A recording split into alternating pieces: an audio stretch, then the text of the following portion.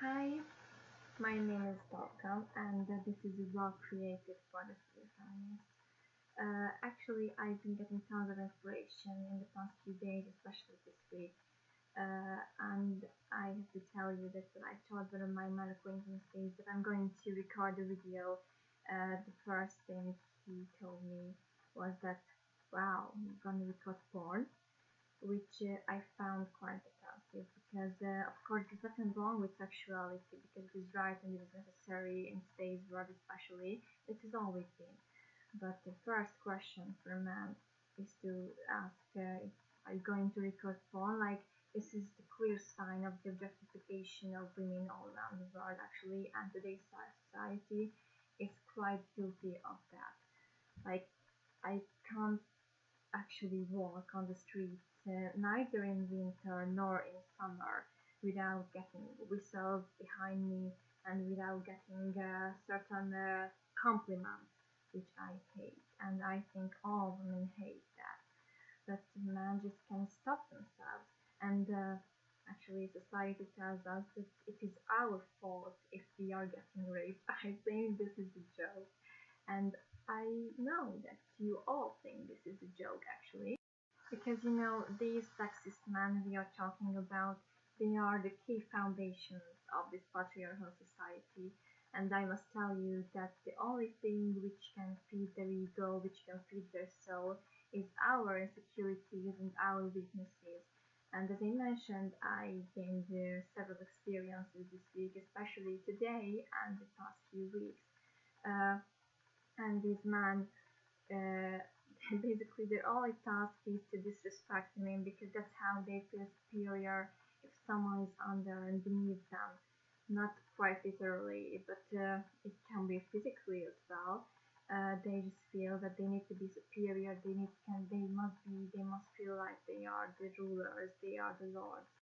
So you cannot actually show them your insecurities and weaknesses, and you can't show them that you have no confidence because that's how they build themselves up.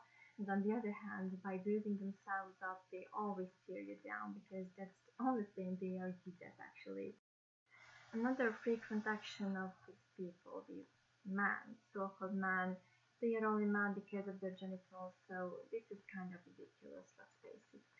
So the other frequent action is constant objectification of women and constantly judging them based on their looks. Like, women cannot be smart.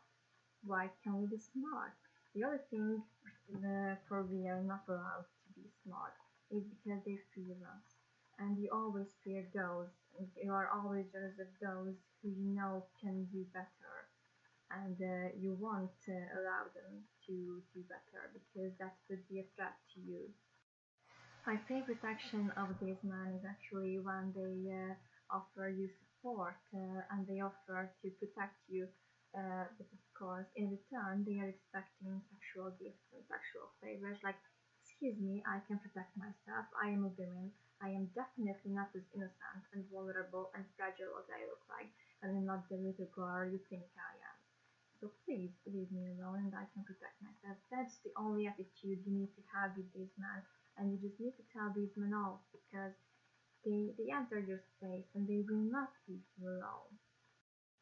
I actually believe that this is all about fighting because if women continue to fight for their independence, for their power, and they continue to make their voice be heard, then it's going to end in victory because the institutionalization of gender equality has taken place in several countries, institutions, and there are still countries behind actually, and they are backward, like my country as well.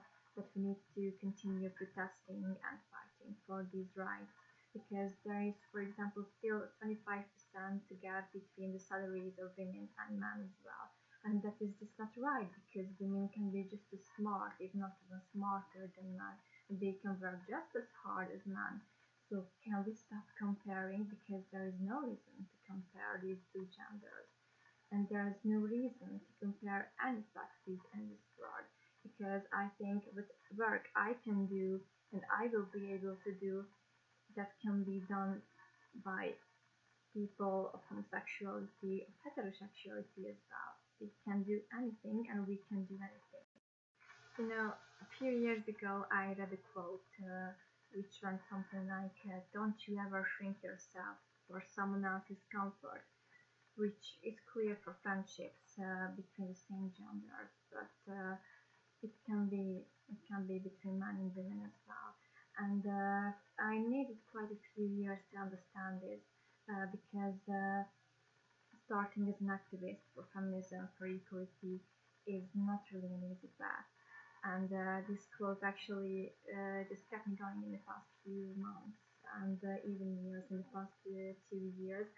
And I really can assure you that it is really not worth it to shrink yourself for someone else's comfort and for someone else's enjoyment and happiness.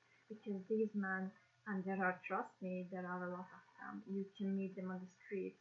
Actually, you can hear them on the streets, usually whistling behind you, which is disgusting and ridiculous. And trust me, it is only a reflection of what they are worth. So it is never yours. And their favorite reaction is usually slut shaming, because if you don't pay attention to them, you are a slut. And that's ridiculous. This society is ridiculous because they are the basis for this society, and I find it quite amusing that they are the ones who feel superior.